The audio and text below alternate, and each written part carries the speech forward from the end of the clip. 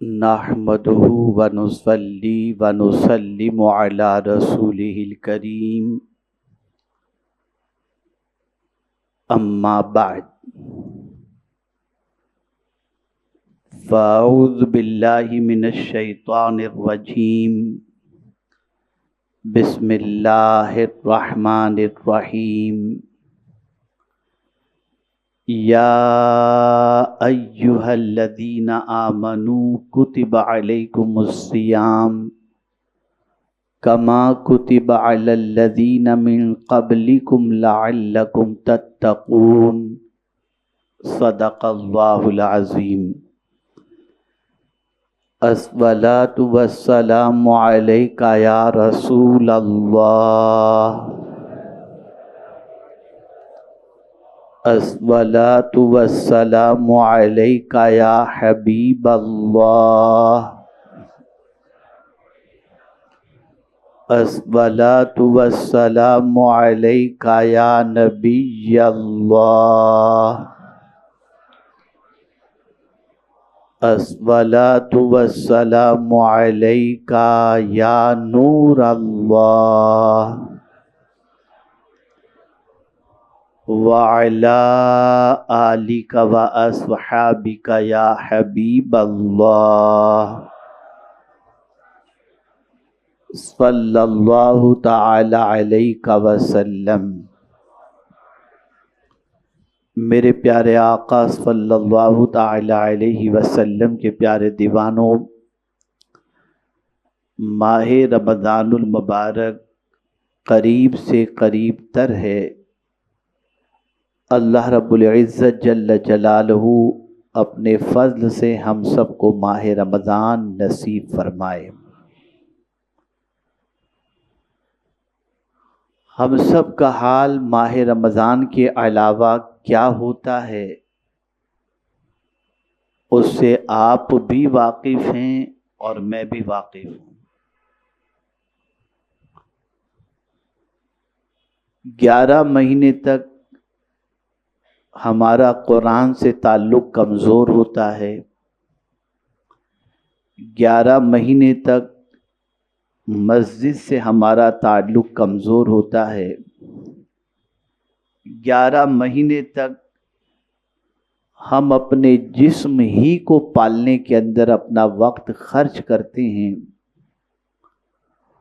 اور ہم یہ بھول جاتے ہیں کہ ہمارے وجود کے اندر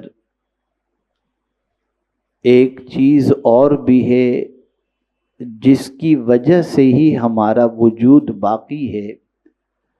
اگر وہ چیز ہمارے جسم سے نکل جائے تو ہم چاہے کتنے ہی کلو کے کیوں نہ ہو، ہماری کوئی حیثیت نہیں ہوتی۔ میرے پیارے آقا صلی اللہ تعالی علیہ وسلم کے پیارے دیوانوں، ہماری زندگی 2 چیزوں سے بنی ہوئی ہے۔ ایک ہے جسم اور ایک ہے روح۔ جسم آگ پانی مٹی ہوا سے بنا ہے، اور روح یہاں کی ہے ہی نہیں، یہ عالم ارواح سے آئی ہے۔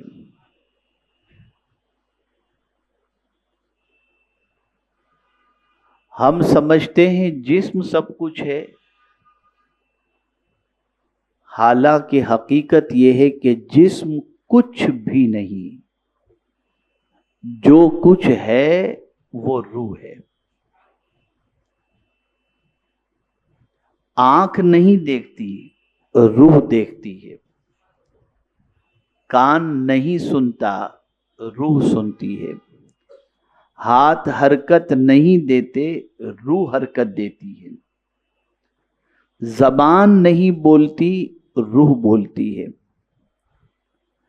اگر جسم سے روح کا کنیکشن ٹوٹ گیا تو زبان بھی چپ، آنکھ دیکھنے سے اندھی اور کان سننے سے بہرا ہو جاتا ہے۔ ایک انسان جو ہمارے سامنے بظاہر ایک وجود کی شکل میں نظر آتا ہے، یہ انسان کتنا بے بس ہے اور کتنا کمزور ہے، اس کو میں صرف 2 لفظوں میں سمجھا دوں تو بات، 2 جملوں میں سمجھا دوں تو بات سمجھ میں آئے گی۔ انسان اتنا کمزور اور بے بس ہے کہ پیدا ہوا تو خود سے غسل نہیں کر سکتا تھا، اور مر گیا تب بھی خود سے وہ غسل نہیں کر سکتا۔ پیدا ہوا تو کسی اور نے نہلایا، اور جب مر گیا تب بھی اسے کسی اور نے نہلایا، وہ خود سے نہا بھی نہیں سکتا۔ یہ اس انسان کی پوزیشن ہے۔ میرے پیارے آقا صلی اللہ تعالی علیہ وسلم کے پیارے دیوانوں،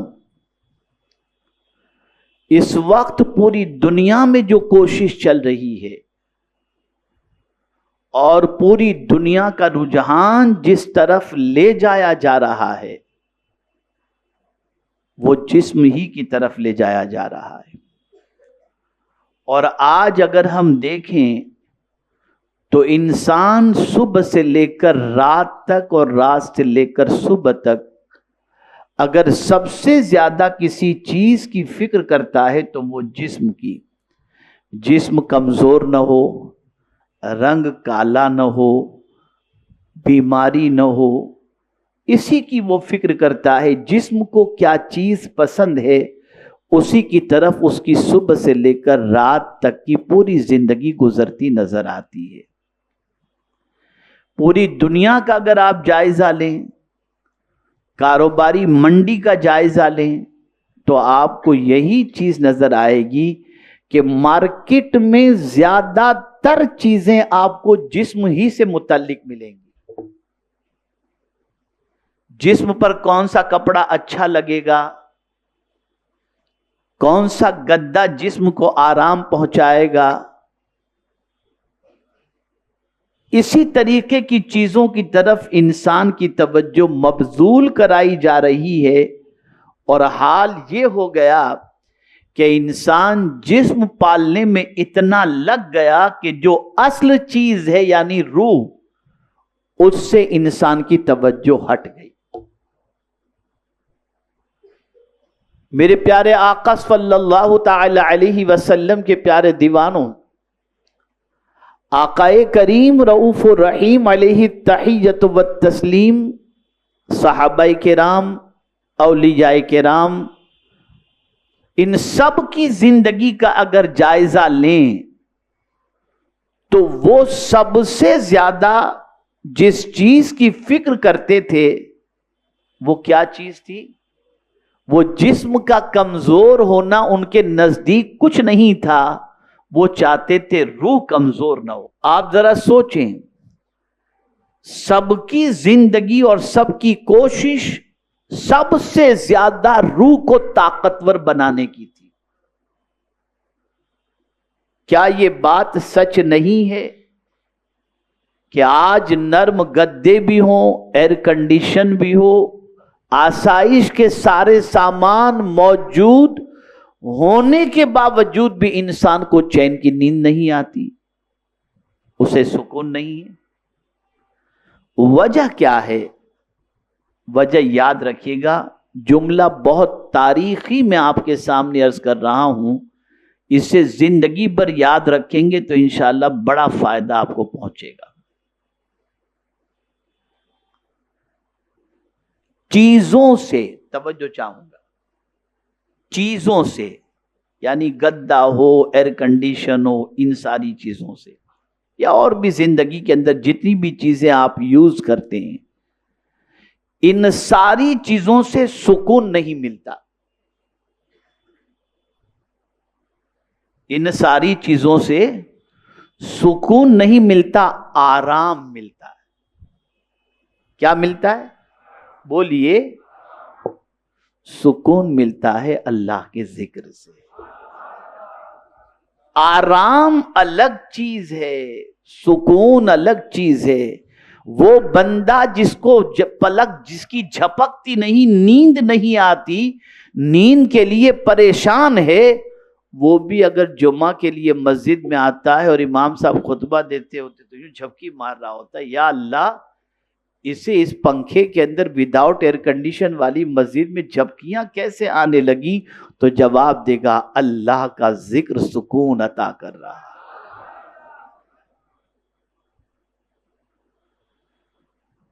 میرے پیارے آقا صلی اللہ علیہ وسلم کے پیارے دیوانوں، آپ کے اور ہمارے انڈر میں اگر کوئی ہے تو ہم اسے بھوکا رکھیں گے تو ہم سے اس کے بارے میں پوچھا جائے گا کہ تمہارے انڈر میں تمہارا بیٹا تھا، اسے بھوکا کیوں رکھا؟ تمہارے نوکر تھے، اسے بھوکا کیوں رکھا؟ تمہاری بیوی کو بھوکا کیوں رکھا؟ یہاں تک کہ تم نے اگر کوئی جانور پالا اسے بھوکا کیوں رکھا؟ یہ ہم سے سوال ہوگا۔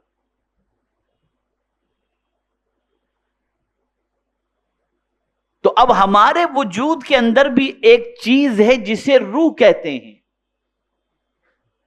اس کو یوں سمجھیں کہ جہاں جسم کی غذا ہے وہیں روح کی بھی غذا ہے، اور جس طرح سے جسم بیمار ہوتا ہے ویسے روح بھی بیمار ہوتی ہے۔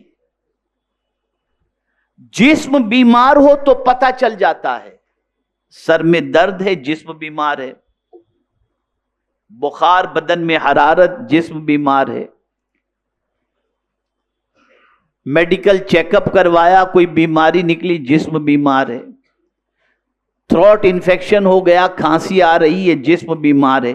یہ ساری بیماریوں کی نشانیاں ہیں جس سے پتہ چلتا ہے کہ جسم بیمار ہے۔ بات سمجھ رہے ہیں میری کہ نہیں سمجھ رہے ہیں آپ؟ بھئی جسم بیمار ہو تو پتہ چل جاتا ہے نا کہ نہیں چلتا؟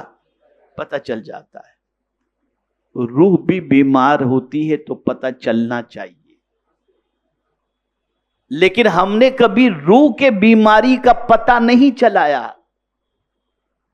ہم تو اسی فکر میں لگے ہیں کہ ہم زندہ ہیں، کھا رہے ہیں، پی رہے ہیں، موج مستی کر رہے ہیں، لیکن روح بھی بیمار ہوتی ہے، روح بھی بیمار ہوتی ہے۔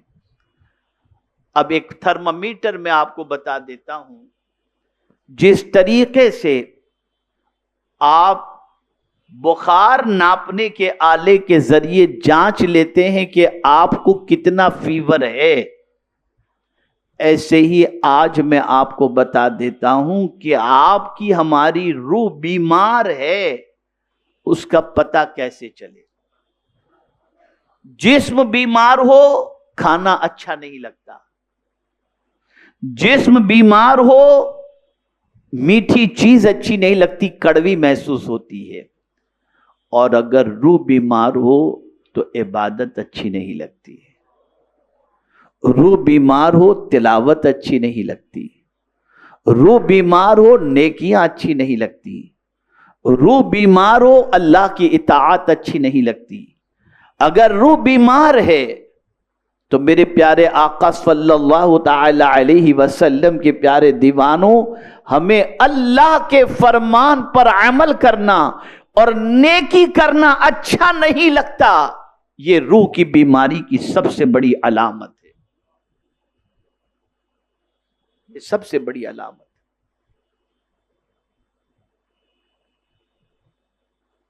اگر کسی کو گناہ میں مزہ آ رہا ہے اور بے دھڑک وہ گناہ کر رہا ہے، سمجھ لو کہ روح بیمار ہے، وہ روح کو مرض کے اندر گرفتار کر رہا ہے۔ اب سمجھیں، جسم بیمار ہے تو اس کا علاج موجود ہے، ڈاکٹر کے پاس جاؤ، پرسکرپشن لکھ کر کے دے گا، آپ کو میڈیسن کے بارے میں بتائے گا، آپ لیجئے کھائیے، آپ کا جسم ٹھیک ہو جائے گا۔ اب روح کا علاج کیا ہے؟ جسم بیمار ہو تو اس کا علاج تو سمجھ میں آتا ہے، اگر روح بیمار ہے تو اس کا علاج کیا ہے؟ تو جو چیز جہاں کی ہوگی وہیں سے اس کا علاج ہوگا۔ جسم زمین کا ہے تو یہاں کی چیزوں سے جسم کا علاج ہوگا، روح یہاں کی نہیں، عالم ارواح کی ہے، تو اس کا علاج بھی وہیں سے ہوگا جہاں سے یہ روح آئی ہے۔ تو اب وہیں سے قرآن بھی آیا، تو روح کی بیماری کا علاج قرآن ہے، روح کی بیماری۔ اسی لیے قرآن نے کہا وَنُنَزِّلُ مِنَ الْقُرْآنِ مَا هُوَ شِفَاءٌ۔ میرے پیارے آقا صلی اللہ تعالی علیہ وسلم کے پیارے دیوانوں، اللہ والے ہمیشہ اس چیز کی فکر کرتے کہ روح طاقتور رہے، روح کبھی کمزور نہ ہو۔ آپ اور ہم کوشش کرتے ہیں کہ جسم کمزور نہ ہو، اللہ والے کوشش کرتے تھے کہ روح کمزور نہ ہو۔ آئیے میں آپ کو سمجھاؤں۔ میرے ایک مرید ہیں اور ممبئی ایئرپورٹ کے اوپر کسٹم آفیسر ہیں، میں ان کو جانتا بھی نہیں تھا۔ میں اتفاق سے ایئرپورٹ پہنچا تو انہوں نے دیکھ لیا ہوگا، دوڑتے ہوئے آئے اور وہیں پر وہ مجھ سے بیعت ہوئے ایئرپورٹ ہی پر، اور پھر انہوں نے کچھ باتیں جو ان کو کہنی تھی انہوں نے کہی، اور پھر اس کے بعد کئی مرتبہ ہماری ملاقات میکزیمم ایئرپورٹ پر ہوئی۔ ایک بار میری فلائٹ لیٹ تھی اور وہ مجھے ایئرپورٹ پر ملے۔ سوال سنیے ان کا۔ انہوں نے کہا حضرت ہماری شفٹ کبھی رات میں ہوتی ہے کبھی دن میں ہوتی ہے، اور ہم اگر، توجہ چاہوں گا، ہم اگر زیادہ جاگ لیں اور 2-3 رات جاگ لیں، 2-3 رات جاگنے سے مراد کیا ہے؟ 2-4 گھنٹے کی نیند ہوئی، مکمل رات ہم نہیں سو سکے، دن میں تھوڑی سی نیند ہم نے کر لی، لیکن ہماری نیند اتنی نہیں ہوئی جتنی ہم چاہتے ہیں، تو حضرت ہاتھ پہ ڈھیلے پڑ جاتے ہیں، ہم کمزور ہو جاتے ہیں، طبیعت بے چین ہو جاتی ہے۔ حضرت میرے سوال کا جواب دیجئے کہ غوث پاک نے 40 سال تک عشاء کے وضو سے فجر کی نماز ادا فرمائی، وہ کمزور کیوں نہیں ہوئے؟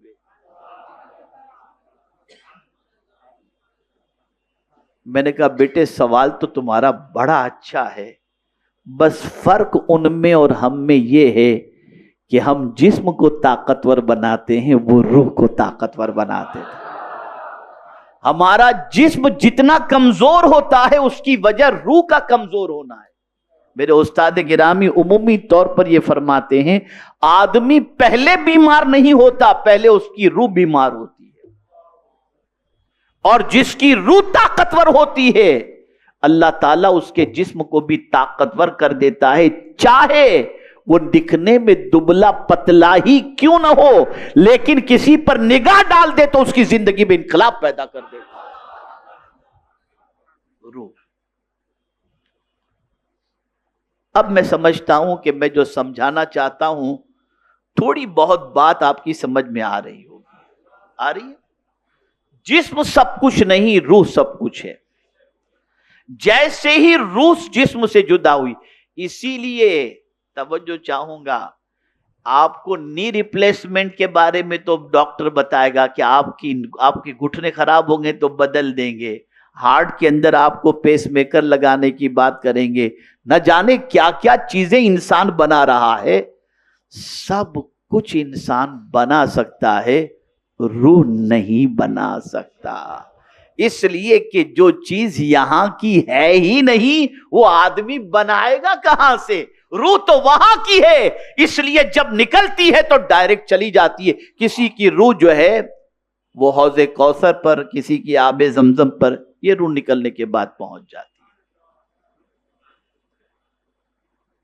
اب جو ماہ رمضان آتا ہے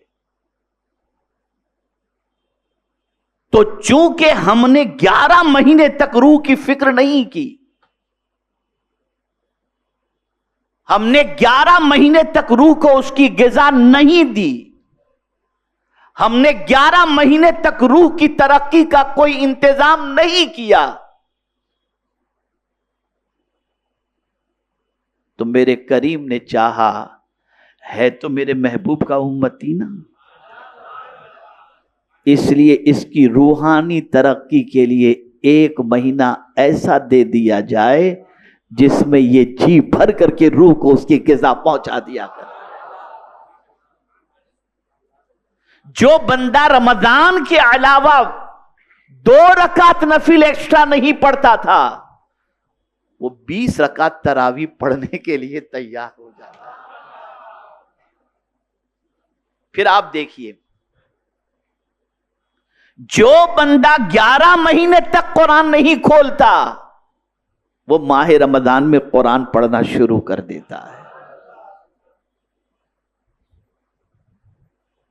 تو ماہ رمضان ہماری روحانی ترقی کا مہینہ ہے، ہماری روح کو اس کی غذا مل جاتی ہے، ہماری روح کو اس کی خوراک مل جاتی ہے، ہماری روح کو طاقتور بنانے کے لیے یہ مہینہ آتا ہے، اور اس مہینے کے اندر ہماری روح بڑی پرواز کرتی ہے اور بہت ترقی حاصل کرتی چلی جاتی ہے۔ میرے پیارے آقا صلی اللہ علیہ وسلم کے پیارے دیوانوں، اسی کو رب قدیر جل جلالہ نے فرمایا کہ روزے اس لیے فرض کیے گئے تم پر، اس امید پر کہ تم متقی بن جاؤ۔ یہ تقوی ہوتا کہاں ہے؟ تقوی دل میں ہوتا ہے، تقوی دل میں ہوتا ہے۔ علماء موجود ہیں، ذرا بڑا تاریخی جملہ عرض کر رہا ہوں۔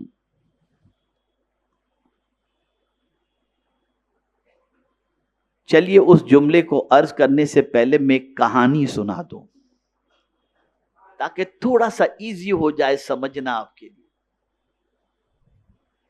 ایک صاحب بازار کے اندر تھے اور کچھ ڈھونڈ رہے تھے۔ کسی پوچھنے والے نے پوچھا، بابا کیا ڈھونڈ رہے ہو؟ کہا وہ میرے پیسے گر گئے ہیں، اشرفی میری گر گئی ہے، میں اسے ڈھونڈ رہا ہوں۔ تو لوگ بھی لگ گئے ڈھونڈنے کے اندر۔ کچھ دیر کے بعد لوگوں نے پوچھا، بابا یہ تو بتاؤ کہ گری کہاں تھی؟ توجہ چاہوں گا، بابا گری کہاں تھی تمہاری اشرفی؟ کہا گھر میں گری تھی۔ ارے بھائی جب گھر میں گری تھی تو مارکیٹ میں کیوں ڈھونڈ رہے ہو؟ بولے گھر میں لائٹ نہیں ہے اس لیے یہاں ڈھونڈ رہا ہوں۔ ہمارا حال بھی یہی ہے، سکون قرآن کے اندر رکھا ہے، لوگ پکچر میں ڈھونڈ رہے ہیں۔ سکون نماز میں رکھا ہے، آدمی گدے میں ڈھونڈ رہا ہے۔ سکون اللہ نے عبادت کے اندر رکھا ہے، انسان گناہ میں ڈھونڈ رہا ہے۔ اور اللہ کے رسول صلی اللہ علیہ وسلم کے لیے ساری زمین کو مسجد کیوں بنا دیا گیا؟ تاکہ حضور کا امتی نماز کا جہاں بھی وقت آئے فوراً وہاں پر پاک زمین ہو تو سجدہ کر کے اپنی روح کو مضبوط کر لے، بہانہ نہ بنا سکے۔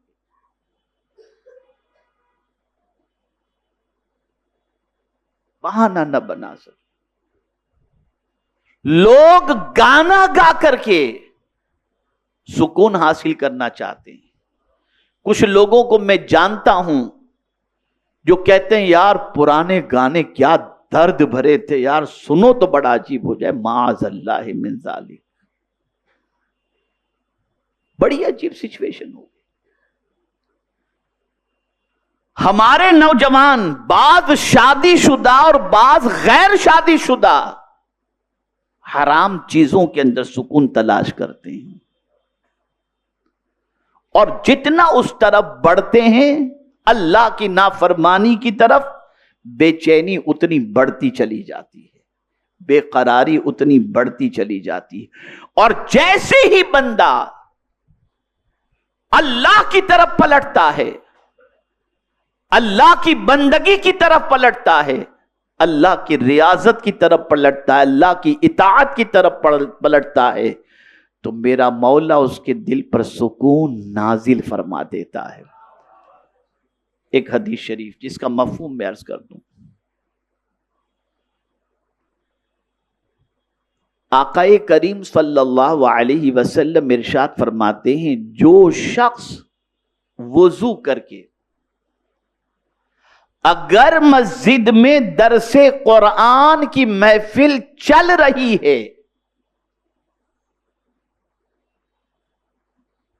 اور وہ جا کر اس میں بیٹھ گیا، اللہ اس کے دل پر سکون نازل فرما دیتا۔ اور اگر محفل نہیں چل رہی اور وہ وضو کر کے مسجد میں جا کر قرآن کھول کر کے پڑھنا شروع کر دیتا ہے، اللہ اس کے دل پر سکون نازل فرما دیتا ہے۔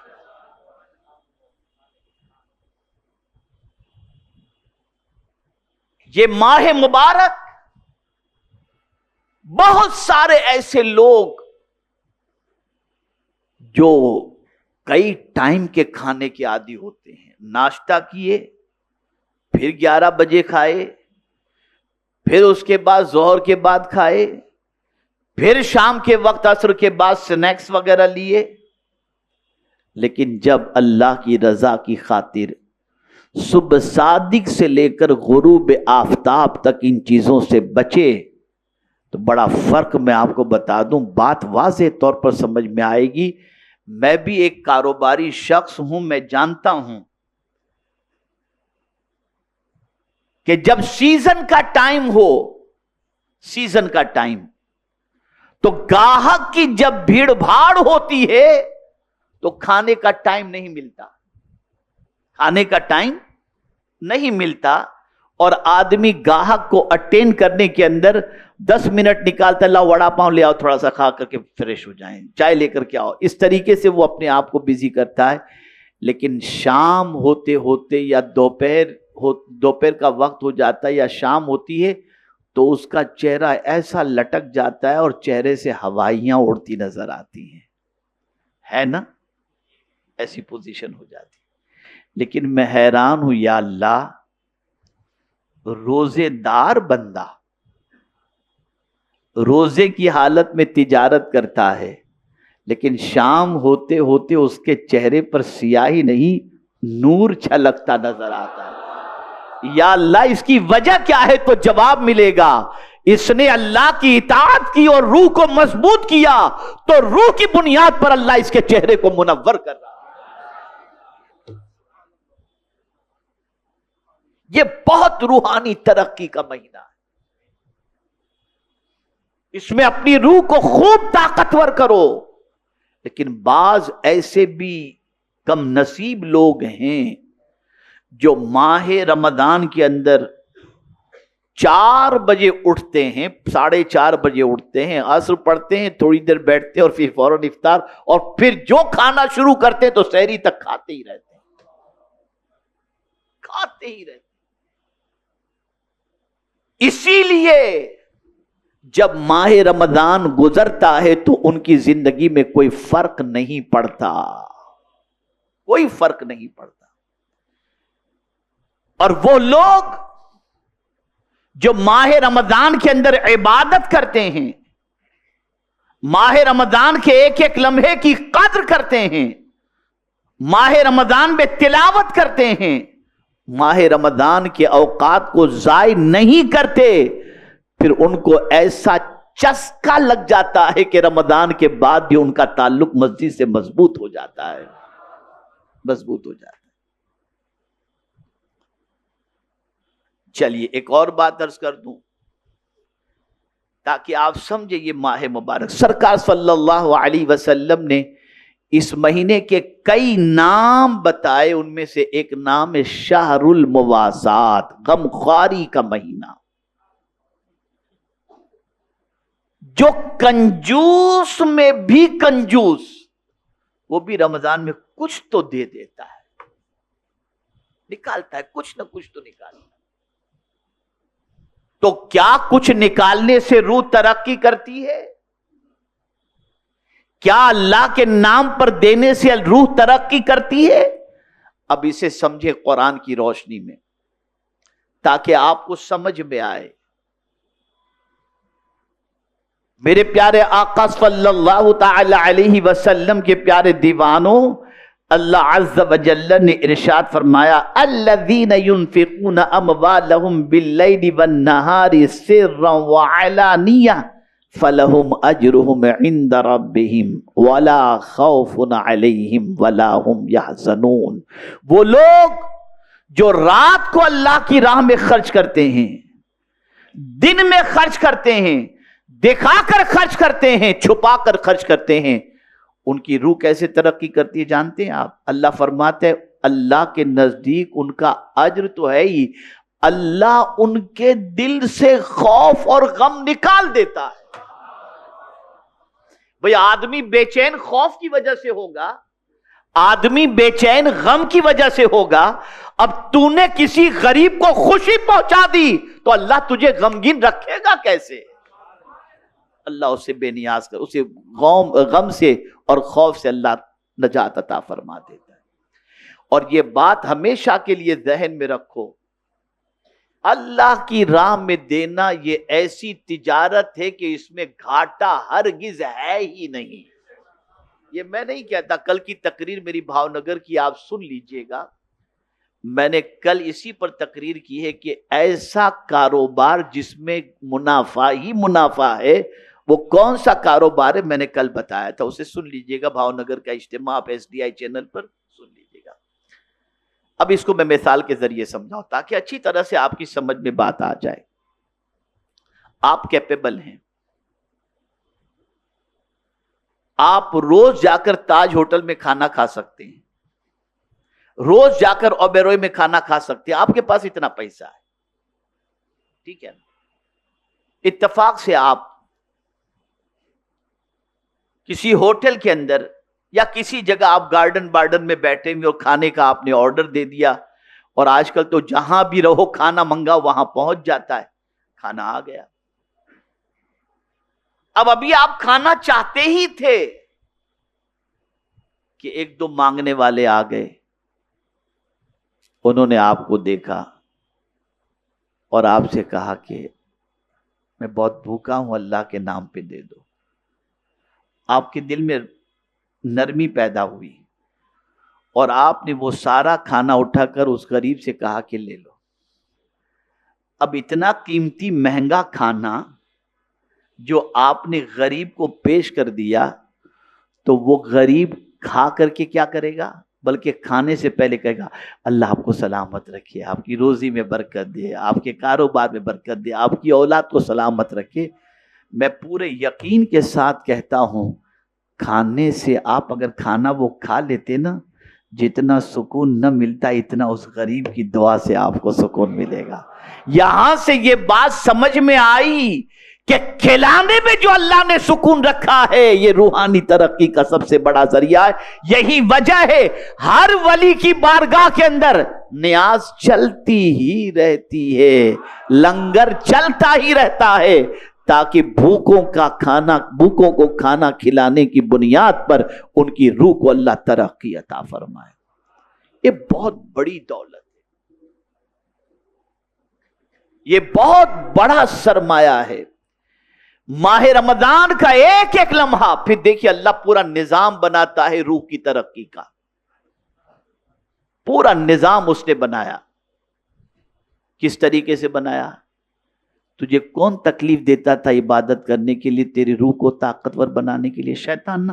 چل اس کو قید کر دیتے ہیں، شیطان کو قید کر دیا. تو کیا چاہتا ہے؟ جنت میں جانا؟ چل تیرے لیے جنت کا دروازہ بھی کھول دے. آپ ذرا سوچو، آفر ہے اللہ کی طرف سے، اوپن آفر. آجا میرے بندے اپنی روح کو طاقتور بنا لے. یہ روح ہی سب کچھ ہے. تو اگر نفل پڑھے گا میں تجھے فرض کا ثواب دوں گا، اور فرض ادا کرے گا 70 فرضوں کا ثواب ادا کروں گا. اس کریم کا کرم.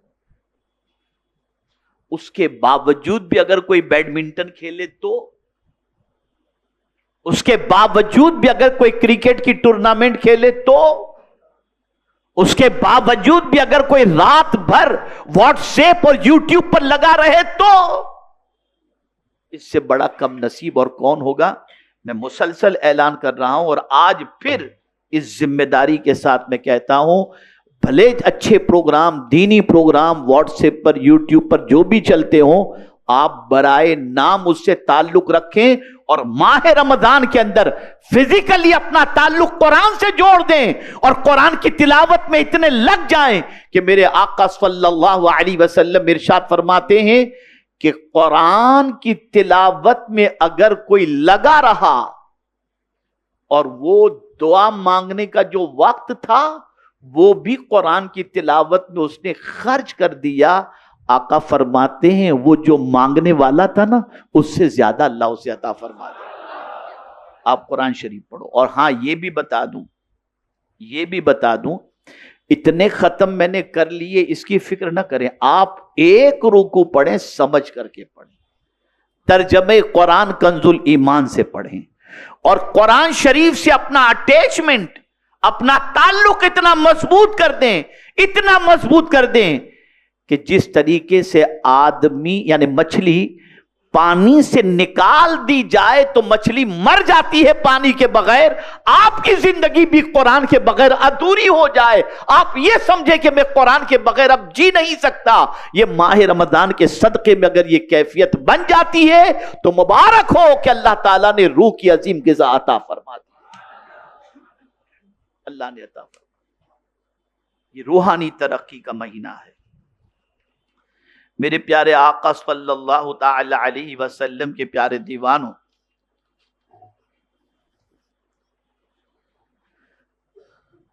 اسی طریقے سے نظام دیکھیے قدرت کا، اور رسول گرامی وقار صلی اللہ علیہ وسلم کے ارشاد کی روشنی میں سمجھیں کیا فرمایا رسول اعظم صلی اللہ علیہ وسلم نے؟ شہر اولہ رحمت،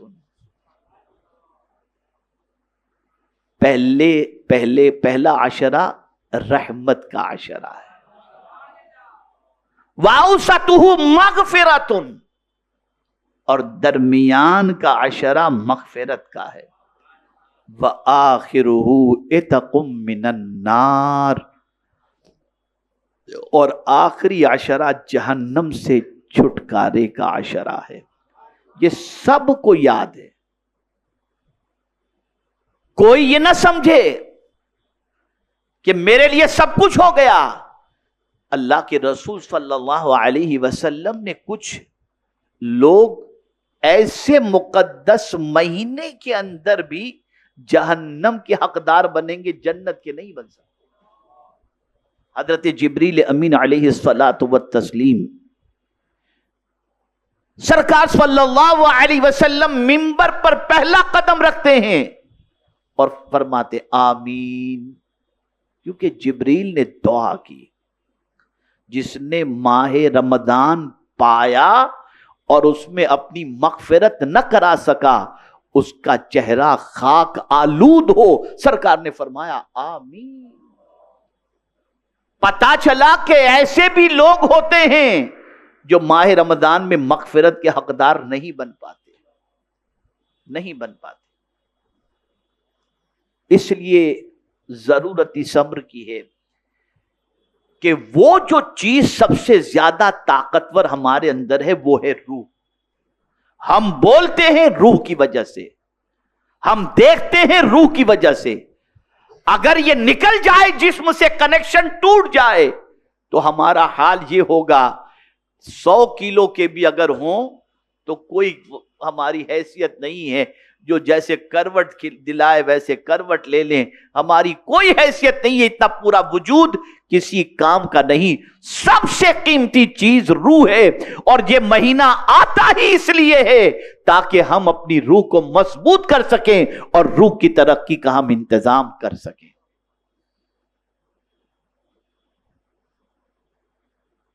ایک اور چیز عرض کر دوں، روح کو بیمار کرنے میں سب سے زیادہ جس چیز کا معاملہ ہوتا ہے وہ زیادہ کھانا اور زیادہ پینا اور زیادہ جمع کرنا، یہ روح کو بالکل گدلا کر دیتا ہے۔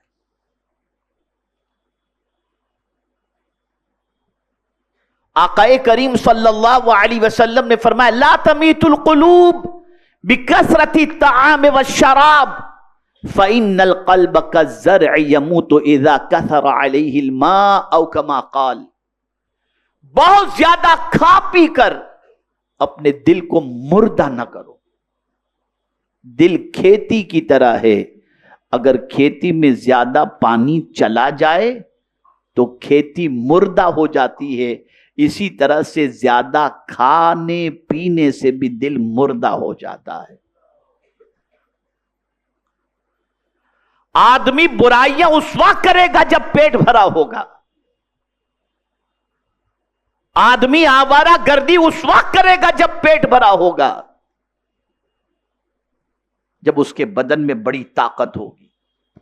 تو عرض کرنے کا منشا یہ ہے کہ اے رسول اعظم صلی اللہ علیہ وسلم کے دیوانوں، بڑا مقدس مہینہ آ رہا ہے. اللہ تو چاہتا ہے کہ ہم اللہ کی بندگی کر کے، روحانی غذا حاصل کر کے اپنی روح کو ترقی کی راہ پر لے جائیں اور روح کو مضبوط کریں، روح کی بیماریاں دور کریں. آپ جانتے ہیں آقا کریم صلی اللہ علیہ وسلم نے ارشاد فرمایا دلوں پہ بھی زنگ لگ جاتا ہے. صحابہ نے عرض کیا حضور دل پر زنگ لگ جائے تو اس کا علاج کیا ہے؟ تو آقا کریم صلی اللہ علیہ وسلم نے فرمایا کثرت تلاوت القرآن و ذکر الموت، کثرت سے قرآن شریف کی تلاوت کرنا اور موت کو کثرت سے یاد کرنا، یہ دل کے زنگ کو مٹا دیتا ہے، دھو دیتا ہے. اب دل جو گناہ کر کے زنگ آلود ہو چکا، ماہ رمضان میں قرآن پڑھو اور اپنے دل کو پاک کرتے چلے جاؤ. تو اے رسول اعظم صلی اللہ علیہ وسلم کے دیوانوں، اس ماہ مبارک کے اندر یعنی جو آنے والا مقدس مہینہ ہے، اس مہینے کی خوب قدر کرو. چند چیزوں کا خیال کریں. خاص طور پر زیادہ بات کرنے سے پرہیز کریں، زیادہ ملنے ملانے سے پرہیز کریں. اس چیزوں کا خیال رکھیں، اس لیے کہ زیادہ میل ملاپ اور زیادہ بات کرنے سے ایسا بھی ہوتا ہے کہ کبھی کوئی بات ایسی نکل جاتی ہے جو واقعے کے خلاف ہو اور اس کی وجہ سے بھی ہمارے روح پر اور ہمارے روزے پر اس کا اثر پڑتا ہے.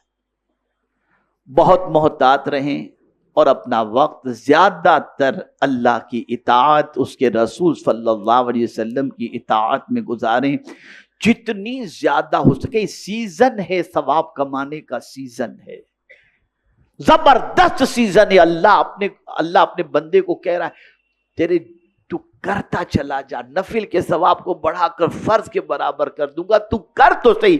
آ جا میرے بندے، میری طرف آ جا. اگر تو ایک بالش بڑھے گا تو میری رحمت ایک ہاتھ تیرے لیے استقبال کرنے کو تیار ہے. پلٹ آؤ اپنے رب کی طرف، آ جاؤ اپنے رب کی طرف، آ جاؤ قرآن کی طرف. اور یوں بھی دیکھیں تو ماہ رمضان انعام کا مہینہ ہے، نزول قرآن کا مہینہ ہے، نزول قرآن کا مہینہ.